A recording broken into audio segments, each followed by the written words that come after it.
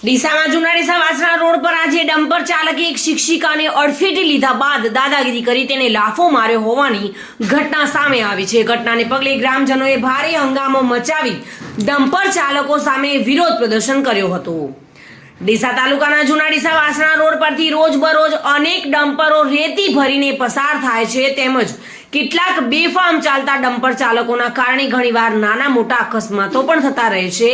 તે દરમિયાન જવાહર નવોદય વિદ્યાલયમાં અભ્યાસ કરાવતી શિક્ષિકા આરતીબેન ખેલોત એક્ટિવા લઈને વાસણા પાસેથી પસાર થઈ રહી હતી।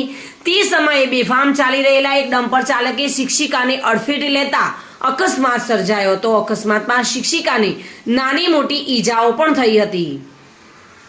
શિક્ષિકાએ આગળ જઈ ડમ્પરને રોકાવતા ડમ્પર ચાલકે નીચે ઉતરી શિક્ષિકાને લાફો મારીને જાનથી મારી નાખવાની ધમકી આપી હતી, જેથી ડરી ગયેલી શિક્ષિકાએ આ અંગે જાણ કરતા તેના પરિવાર સહિત ગ્રામજનો ઘટના સ્થળે પહોંચ્યા હતા અને બેફામ ચાલી રહેલા ડમ્પરોના કારણે વારંવાર થતા અકસ્માતોથી કંટાળેલા ગ્રામજનોએ હંગામો મચાવી ડમ્પર ચાલકો સામે રોષ ઠાલવ્યો હતો।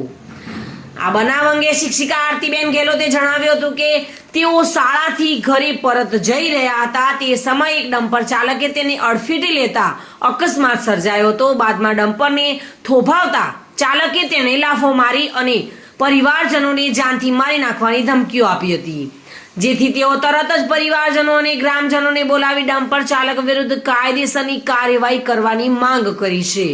આ રોડ પર બેફામ ચાલતા ડમ્પરોના કારણે અવારનવાર નાના મોટા અકસ્માતો થતા રહે છે અને રોડ પરથી અન્ય વાહન ચાલકો અને રાહદારીઓને નીકળવું પણ મુશ્કેલી ભર્યું બની ગયું છે।